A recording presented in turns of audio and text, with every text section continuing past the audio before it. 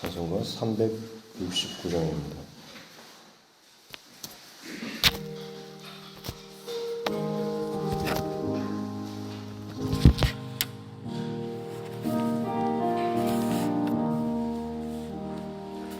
죄짐 맡은 우리 구주 어찌 좋은 친구인지 걱정 근심 무거운지 우리 주께 맡기세. 주께 고함 없는 복을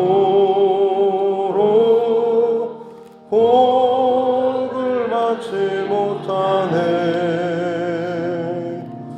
사람들이 어찌하여 아랠 줄을 모를까. 시험 걱정 모든 괴로움 없는 사람 누군가. 부질없이 낙심 말고 기도드려 아뢰세. 이런 진실하신 친구 찾아볼 수 있을까. 우리 약함하시오니 어찌하니 하릴까. 근심 걱정 무거운지 아니신 자 누군가.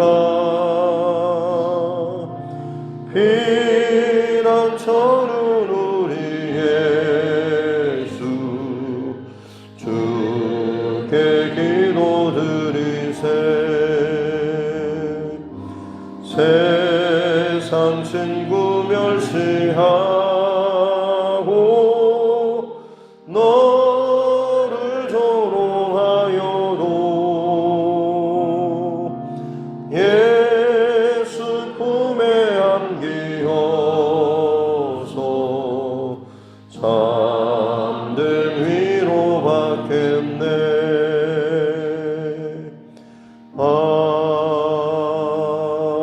아멘.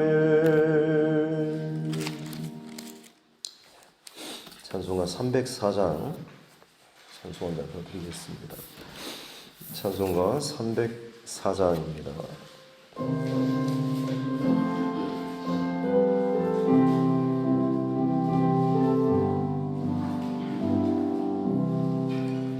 그 크신 하나님의 사랑 말로 다 영영 못하네. 저 높고 높은 별을 넘어 이 낮고 낮은 땅 위에 죄범한 영혼 구하려 그 아들 보내사 화목 제물 삼으시고 죄 용서하셨네. 하나님 크신 사랑은 증량다 못하네. 영원히 변치 않는 사랑 성도여 찬양하세. 괴로운 시절 지나가고 땅 위에 영화세할 때 주 믿지 않던 영혼들은 큰 소리 외쳐 울어도 주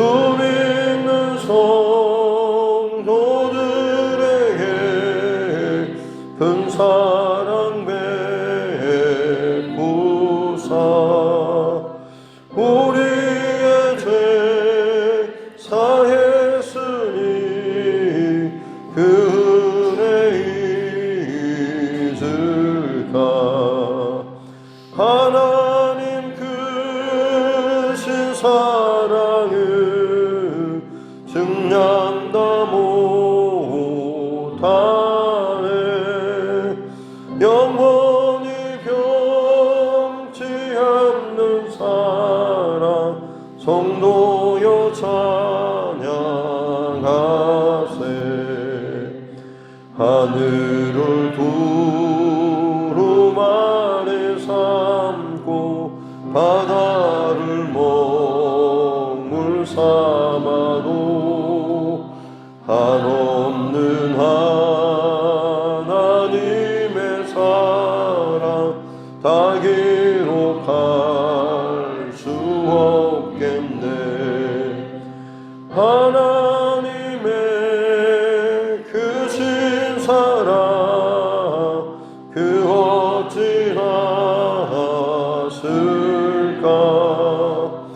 저 하늘 높이 쌓아도 채우지 못하리. 하나님 크신 사랑을 증량다 못하네. 영원히 변치 않는 사랑 성도여 찬양하세.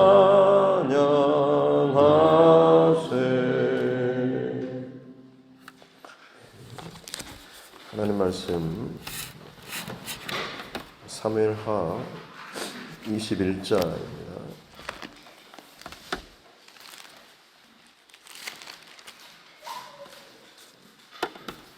사무엘하 21장 1절부터 14절 말씀입니다.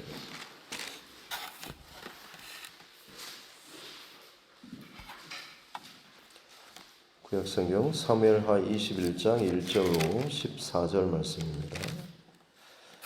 같이 함께 합독하겠습니다. 다윗의 시대에 해를 거듭하여 3년 기근이 있으므로 다윗이 여호와 앞에 간구하매 여호와께서 이르시되 이는 사울과 피를 흘린 그의 집으로 말미암음이니 그가 기브온 사람을 죽였음이니라 하시니라. 기브온 사람은 이스라엘 족속이 아니요 그들은 아모리 사람 중에서 남은 자라. 이스라엘 족속들이 전에 그들에게 맹세하였거늘 사울이 이스라엘과 유다 족속을 위하여 열심히 있으므로 그들을 죽이고자 하였더라. 이 왕이 기브온 사람을 불러 그들에게 물으니라. 다윗이 그들에게 묻되 내가 너희를 위하여 어떻게 하랴? 내가 어떻게 속죄하여야 너희가 여호와의 기업을 위하여 복을 빌겠느냐 하니 기브온 사람이 그에게 대답하되 사울과 그의 집과 우리 사이의 문제는 은금에 있지 아니하오며 이스라엘 가운데에서 사람을 죽이는 문제도 우리에게 있지 아니하니이다 하니라. 왕이 이르되 너희가 말하는 대로 시행하리라. 그들이 왕께 아뢰되 우리를 학살하였고 또 우리를 멸하여 이스라엘 영토 내에 머물지 못하게 하려고 모해한 사람의 자손 7사람을 우리에게 내주소서. 여호와께서 택하신 사울의 고을 기브아에서 우리가 그들을 여호와 앞에서 목매어 달겠나이다 하니 왕이 이르되 내가 내주리라 하니라. 그러나 다윗과 사울의 아들 요나단 사이에 서로 여호와를 두고 맹세한 것이 있으므로 왕이 사울의 손자 요나단의 아들 무비보셋은 아끼고 왕이 이에 아야의 딸 리스바에게서 난 자 곧 사울의 두 아들 알모니와 무비보셋과 사울의 딸 메랍에게서 난 자 곧 무홀라 사람 바르실레의 아들 아드리엘의 5 아들을 붙잡아 그들을 기브온 사람의 손에 넘기니 기브온 사람이 그들을 산 위에서 여호와 앞에 옥매어 달매 그들 7사람이 동시에 죽으니 죽은 때는 곡식 빼는 첫날 곧 보리를 베기 시작하는 때더라. 아야의 딸 미스바가 굵은 배를 가져다가 저기를 위하여 바위 위에 펴고 곡식 베기 시작할 때부터 하늘에서 비가 시체에 쏟아지기까지 그 시체에 낮에는 공중에 새가 앉지 못하게 하고 밤에는 들짐승이 범하지 못하게 한지라. 이에 아야의 딸 사울의 첩 리스바가 행한 일이 다윗에게 알려짐에 다윗이 가서 사울의 뼈와 그의 아들 요나단의 뼈를 길르한 야베스 사람에게서 가져가니 이는 전에 블레셋 사람들이 사울을 길보아에서 죽여 블레셋 사람들이 벳산 거리에 매단 것을 그들이 가만히 가져온 것이라. 다윗이 그곳에서 사울의 뼈와 그의 아들 요나단의 뼈를 가지고 올라오매 사람들이 그 달려 죽은 자들의 뼈를 거두어다가 사울과 그의 아들 요나단의 뼈와 함께 베냐민 땅 셀라에서 그의 아버지 기스의 묘에 장사하되 모두 왕의 명령을 따라 행하니라. 그 후에야 하나님이 그 땅을 위한 기도를 들으시니라. 아멘. 네. 가슴에 손을 얹고 함께 따라 선포하겠습니다. 하나님은 나를 사랑하십니다. 나는 그 사랑 안에 있습니다. 하나님께서 오늘 나에게 말씀하실 것입니다. 나의 마음은 하나님을 향해 열려 있습니다.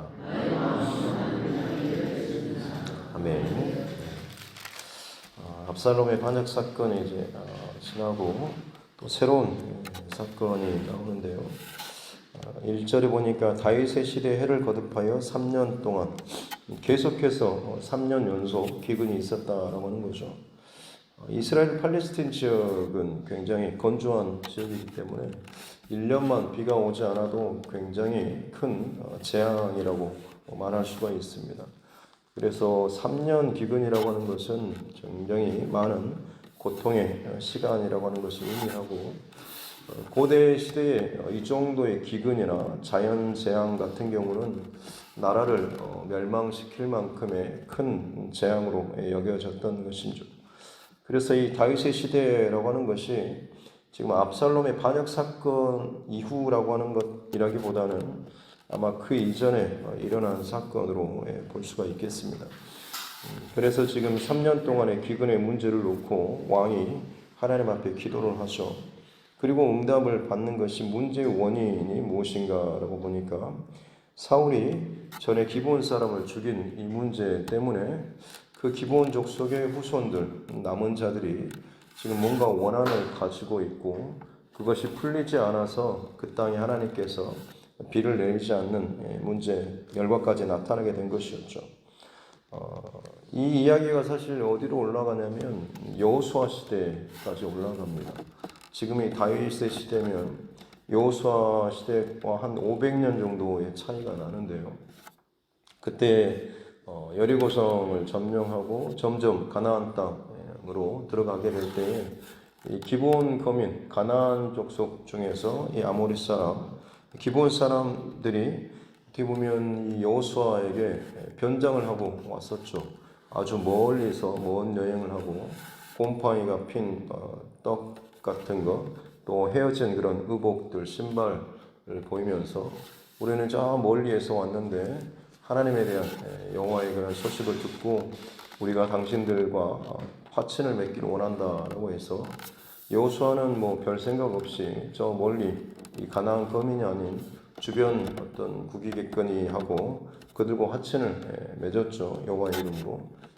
다음 날 봤더니 바로 앞에 그 다음 점령할 성읍이었기 때문에 이제 그것을 두고 속기는 했지만 여호와의 이름으로 맹세했기 때문에 그들을 이제 점령하거나 진멸하지는 않고 그러면 너희도 우리를 속인 것도 있기 때문에 그냥 화친을 맺지는 않고 너희가 그러면 영원히 우리의 종이 되어서 하나님의 그 장막에서 허드렛 일, 장작을 패거나 물을 깃거나 청소하거나 뭐 이런 일들을 하는 일로 이제 종으로 선비한다라고 해서 그렇게 해서 어떻게 보면 이 가나안 이 기본 거민들이 이스라엘 족속과 함께 그 땅에서 멸망당하지 않고 같이 거하여 살게 되었습니다.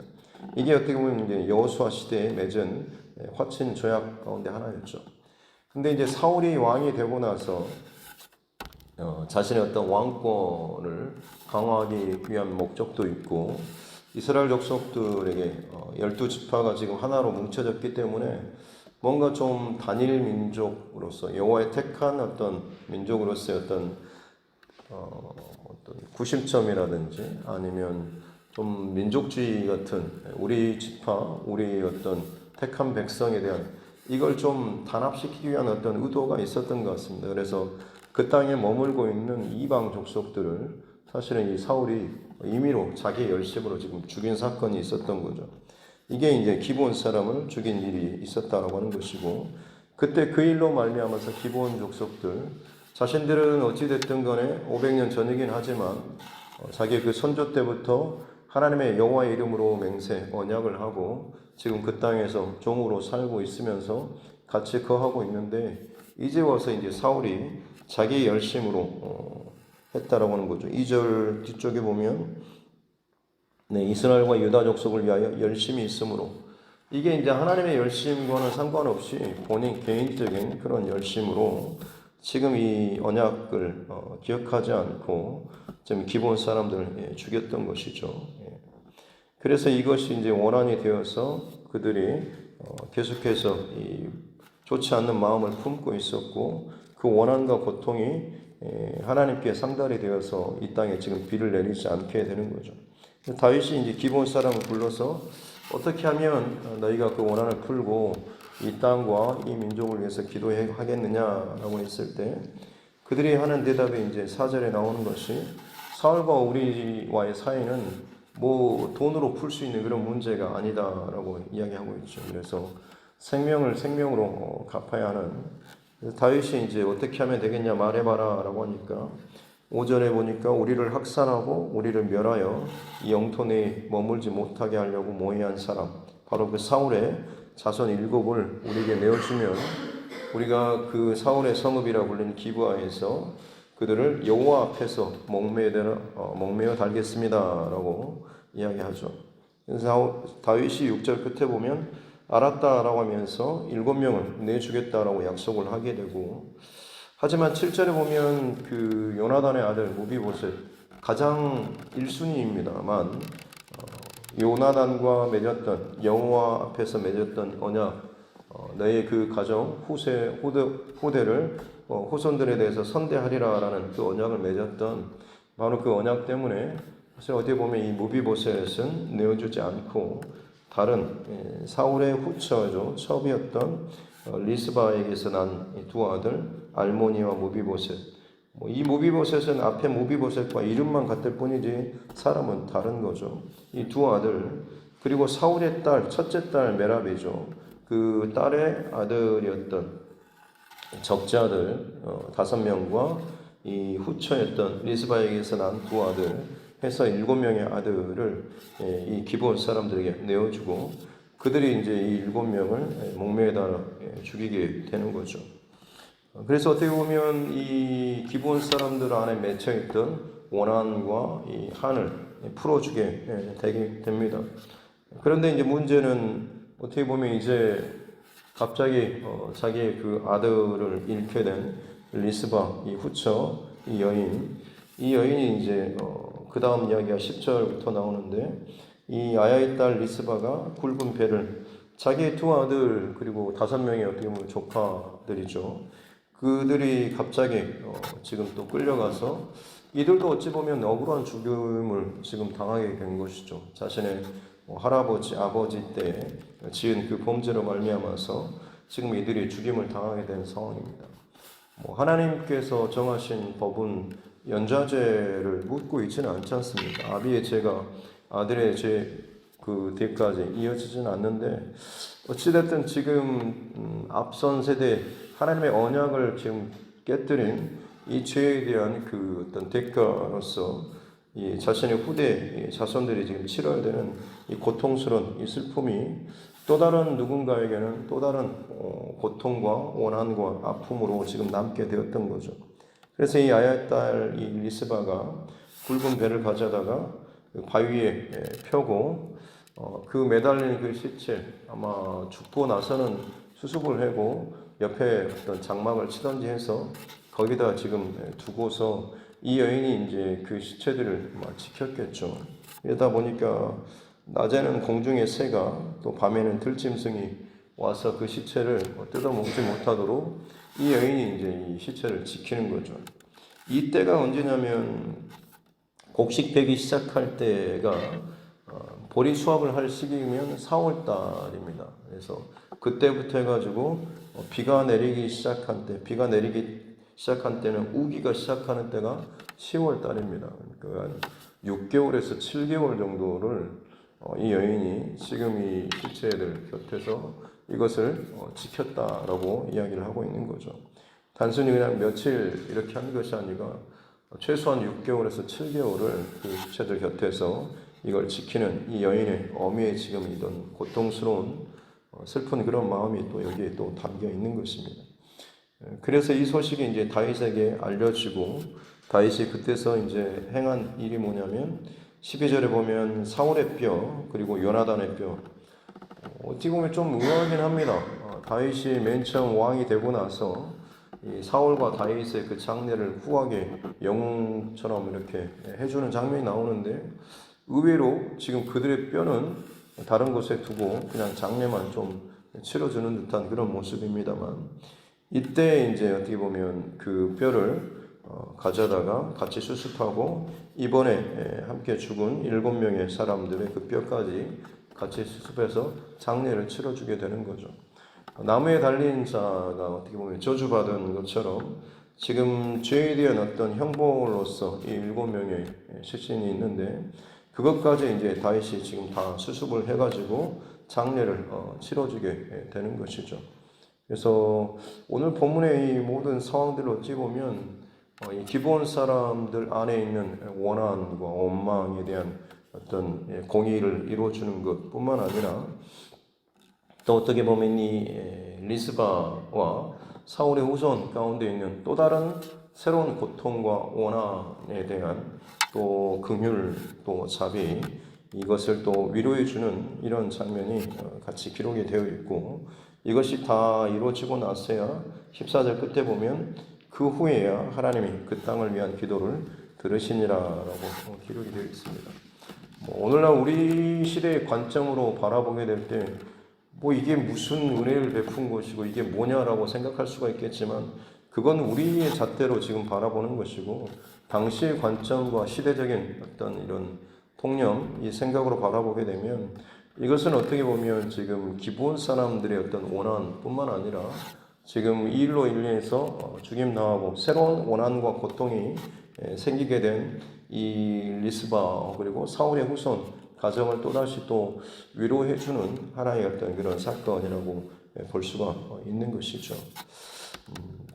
어떻게 보면 기본 거민들의 그 원한만 풀어주게 되면 하나님의 언약을 파기한 사울에 대한 그런 어떤 공의를 하나님께서 다시금 세우신 그런 사건으로 또 볼 수가 있겠지만 만약 그것만이 어떤 원하는 이 목적이었다고 한다면 이 7명을 목매달았을 때 사실 비가 내리기 시작했어야지 맞죠. 근데 지금 전체적인 흐름을 보면 원한을 갚는 공의를 이루는 그 자체만으로서 하나님의 어떤 은혜의 담비가 그 땅에 내리지는 않았다라고 하는 것이죠.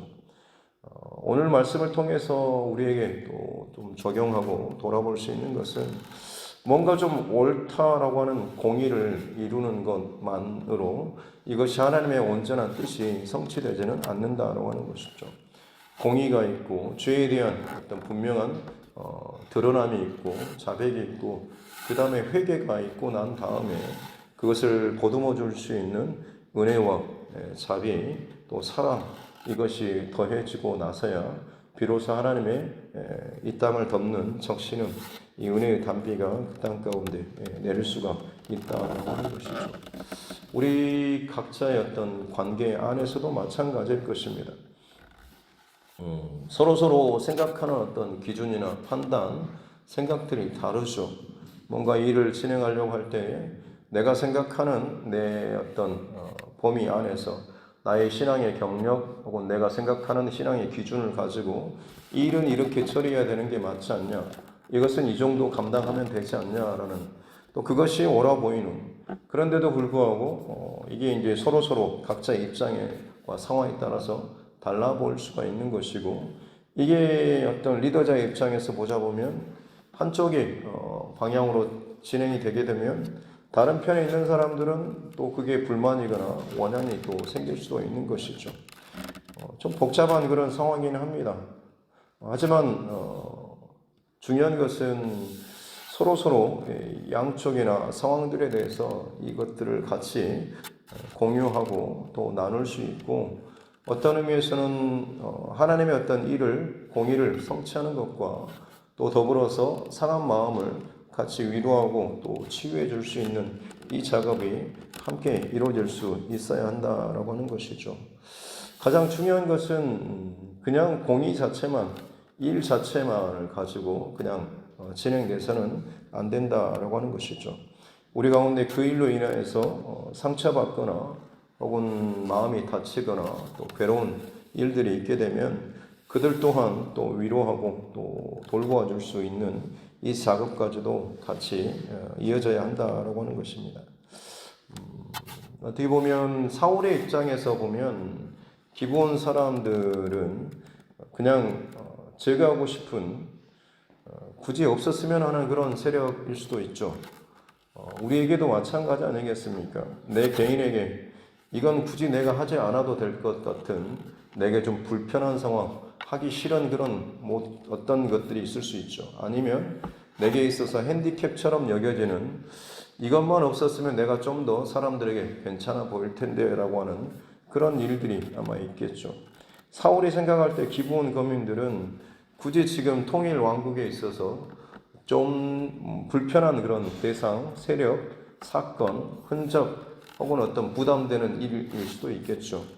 이것만 좀 없어지면 내가 좀 더 여유롭게, 편하게, 자유롭게 하나님께서 원하신 것들을 더 멋있게 내 나름대로의 기준을 가지고 잘 감당할 수 있을 텐데 라는 그런 마음이 있을 수 있었겠습니다만, 그렇다 할지라도 사울이 하나님의 뜻에 합당하게 묻고라고 하는 것이 아니라 그저 본인이 생각하는 그 기준 하에서 그 일을 진행했을 때 나타나게 되는 그런 결과들이 어떻게 보면 좋지 않는, 또 하나님이 기뻐하지 않는 그런 열매들로 나타나게 되었던 것이고, 이것이 어떻게 보면 하나님 앞에 혹은 다른 누군가에게 좋지 않는 지금 흔적이나 원한이라든지 불편한 상황과 일들이 생기게 되었다라고 하는 것입니다.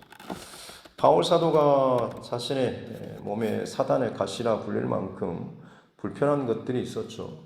그것을 가지고 하나님께 3번이나 간구하고 기도했지만 하나님께서는 그것을 제거해 주지 않고 그것을 남겨두셨죠. 그러면서 하시는 말씀이 내 은혜가 너에게 족하다라고 하면서 이는 네가 연약할 그때에 강함이다라고 하면서 내가 좀 피하고 싶고 떼버리고 싶고 하기 싫고 때로는 정말 그것이 없었으면 하는, 그것만 제거되면, 이것만 좀 더 없어지면 내가 좀 더 괜찮은 어떤 그 길로 갈 수 있을 텐데라고 하는, 우리 공동체 안에서도 마찬가지겠죠. 이렇게 하는 것이 가장 효과적인 방법이긴 하지만 그로 인해서 뭔가 좀 다치거나 상하거나 불편한 상황들이 또 일어날 수가 있는 일도 있는 것이죠. 그랬을 경우에 그것을 그냥 택하는 게 맞냐라고 하는 것. 중요한 것은 모든 결정을 하고 함에 있어서 가장 중요한 것은 하나님 앞에 묻고 기도하는 일이 가장 선행되어야 할 것입니다. 그것이 지금까지 해왔던 어떤 경험이라든지 여러 가지 숙련된 혹은 반복적인 괜찮은 결과를 냈던 어떤 결정들이 있다라고 할지라도 하나님 앞에서는 모든 것이 그냥 케이스 바이 케이스입니다. 하나의 사건으로, 독립적인 사건으로 여겨지고 받아들여지고 그것을 통과해야 하는 것이죠. 전에 비슷한 상황이었을 때 그때 이렇게 했더니 잘 해결되었다라고 해서 이번에도 똑같이 그렇게 하면 되겠지라고 하는 것은 결코 하나님께서 기뻐하거나 원하시는 방법은 아닙니다. 내게 똑같은 상황이라고 할지라도 그때 내가 하나님 앞에 엎드려서 만약 기도하고 하나님의 뜻대로 순종해서 지나갔다고 한다면 지금도 마찬가지로 하나님 앞에 묻고 기도하면서 지금도 여전히 하나님의 뜻은 방법은 동일하십니까? 라고 묻고 그 응답을 받고 움직여야 하는 것이죠. 그 전에 내가 뭔가 좀 하나님께 묻지 않고 지나갔을 때 그것을 해결하긴 했지만 뭔가 흔적이 있고 아픔이 있고 좋지 않은 그런 게 상처가 남았다고 한다면 이번만큼은 다시금 하나님 앞에 작정하고 기도하면서 하나님의 뜻과 하나님의 그 길들을 묻고 갈 수 있는 그것이 사실 어떻게 보면 가장 지혜로운 온전한 방법이라고 할 수가 있는 것입니다.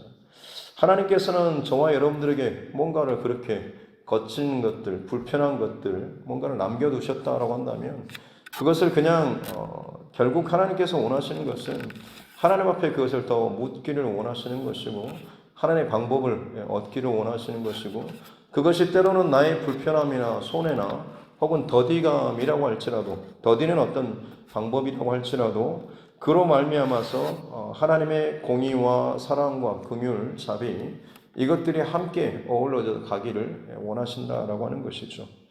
하나님의 그 뜻은 효과적인 능력 있는 그런 것보다는 그 안에 진정 하나님의 마음과 하나님의 의, 하나님의 사랑 이게 얼마나 하나님의 성품을 담는 이것들이 잘 나타날 수 있는가라고 하는 것입니다.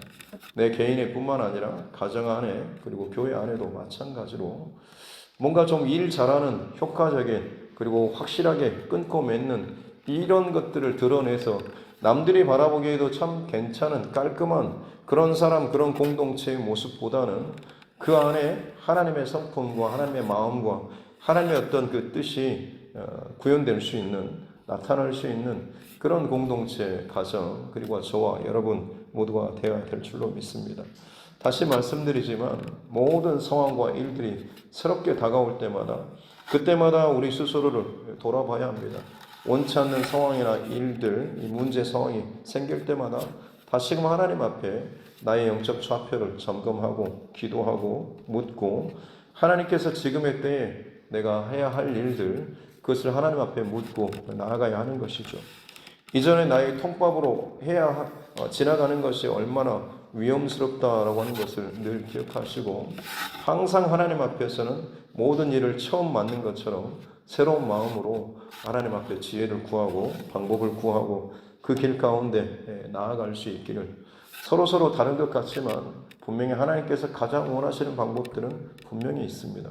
그것을 늘 묻고 그것을 답을 얻고 그 길 가운데 때로는 불편하고 손해보고 더디가는 것처럼 여겨진다고 할지라도 하나님께서 원하시는 그 길대로 잘 따라 나아갈 수 있는 그래서 내 안에 지금 막혔던 다쳤던 혹은 굳어졌던 이런 상태라고 한다면 이것이 그야말로 하나님의 뜻 가운데 잘 순종함으로 말미암아서 그 후에야 비로소 하나님의 그 땅에 위한 기도를 들으시니라라고 하는 것처럼 오늘 말씀 붙잡고 또 기도하며 하나님 앞에 나아감으로 오늘 이 하루가 하나님께서 저와 여러분의 기도를 들어줄 수 있는 그런 그날이 될 수 있기를 주님의 이름으로 축복합니다.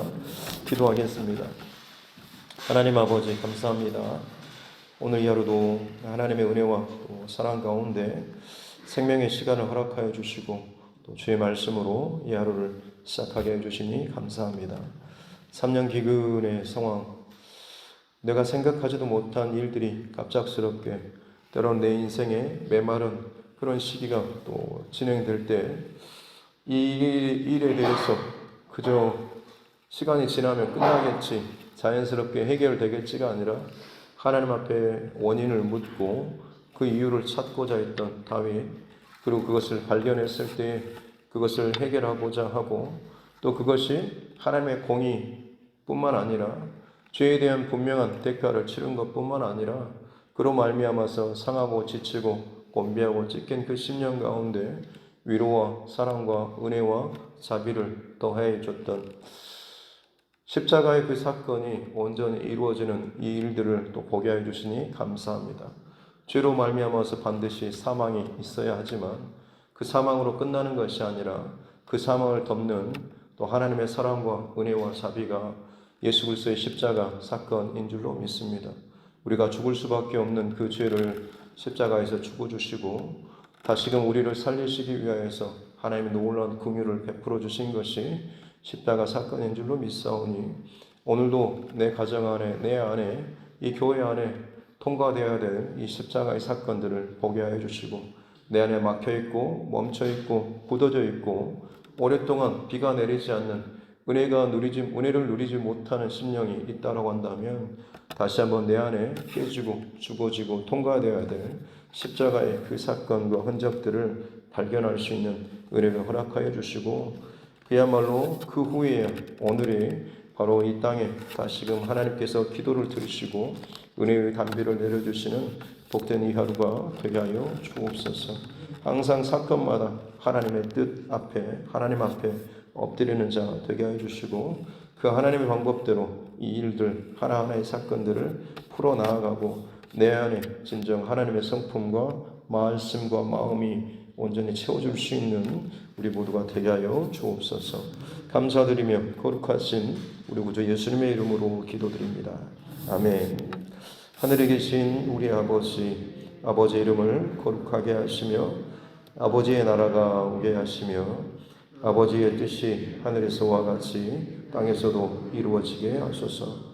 오늘 우리에게 일용할 양식을 주시고 우리가 우리에게 잘못한 사람을 용서하여 준 것 같이 우리 죄를 용서하여 주시고 우리를 시험에 빠지지 않게 하시고 악에서 구하소서. 나라와 권능과 영광이 영원히 아버지의 것입니다. 아멘.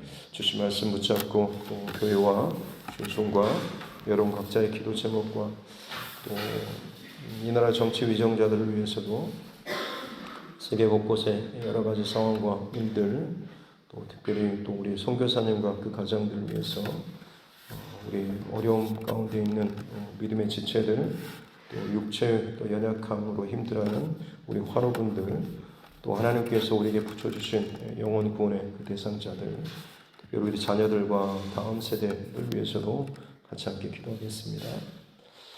존귀하신 아버지 하나님 감사합니다.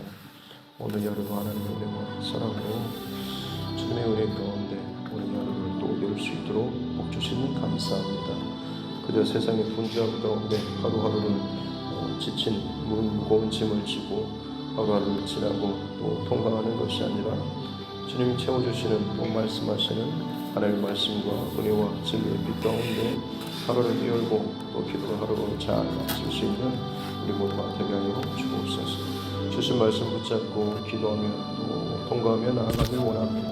각각의 인생의 여정 가운데 또 이 교회 안에 하나님 또 통과되어야 될 또 상황과 일들이 있을 줄로 압니다. 서로 또 다른 일들 또 부딪히는 상황들이 있겠지만 그때마다 서로가 함께 또 기도하고 또 중보하며 가장 하나님께서 기뻐하시는 것들을 택하여서 건강한 교회 또 하나님께서 기뻐하시는 교회로 늘 세워져 나아갈 수 있는 이 일을 함께 또 결단하고 함께 결정하고 함께 순종하며 함께 세워져 나아갈 수 있는 우리 모두가 되게 하여 주옵소서. 내 자존심, 내 감정, 내 뜻 혹은 나의 경험, 나의 어떤 통밥이 아니라 그때마다 하나님 앞에 하나님의 답을 구하고 하나님의 마음을 구하고 그것 가운데 내 어떤 감정이나 생각과 경험이 아니라 오직 하나님의 원하시는 것 가운데 기꺼이 순종하며 따라 나아갈 수 있는 우리 모두가 되게 하여 주옵소서. 나의 결정과 선택으로 말미암아서 하나님께서 기뻐하실 것인지 사람이 그냥 평안할 것인지 하나님 늘 기억하게 해주시고 항상 하나님께서 기뻐하시는 것들 하나님께서 원하시는 것이 나의 선택과 결정의 결론이 될 수 있도록 주님 축복하여 주옵소서. 지금 당장에 그저 넘어가는 상황으로 만족하지 않게 도와주시고 이 일로 말미암아서 하나님 기뻐하시는 것들뿐만 아니라 교회 공동체의 건강함 내 영적인 상태의 더욱더 풍성함과 하나님과의 더욱더 친밀함의 결과가 나타나게 하여 주시옵기 원합니다. 그것이 아니라고 한다면 무언가가 또 막혀지고 또 다른 새로운 굴레와 또 고리들이 문제의 고리들이 이어질 수밖에 없음을 알게 하여 주시고 우리에게 지혜를 주시고 또 하나님의 마음을 허락하여 주심으로 말미암아서 진정 내가 지금 있는 이 자리에서 하나님의 뜻과 마음을 온전히 구할 수 있는 귀한 기도자들 되게 하여 주시고 특별히 하나님 더욱더 겸손하고 가난한 마음을 주셔서 하나님의 음성과 또 마음을 온전히 잘 들을 수 있는 또 분별할 수 있는 지혜도 허락하여 주옵소서. 내 안에 내 뜻과 내 감정과 내 방법과 내 생각이 가득 차 있을수록 그것이 더욱더 자고하고 교만하고 높은 산이 되어서 하나님께서 부어주시고 말씀하신 것조차도 귀에 들리지 않고 또 그것이 막힌 바 된 상태로 갈까 두렵습니다. 하나님 겸손한 마음을 주시고 부드럽고 따뜻한 마음을 주시고 언제나 주님께서 말씀하시는 것들을 잘 듣고 분별하고 또 순종하며 나아갈 수 있는 귀한 믿음의 성품도 하나님 허락하여 주옵소서. 날마다 주님과 동행하며 살아갈 수 있는 복된 은혜의 삶 되게 하여 주시기 원합니다.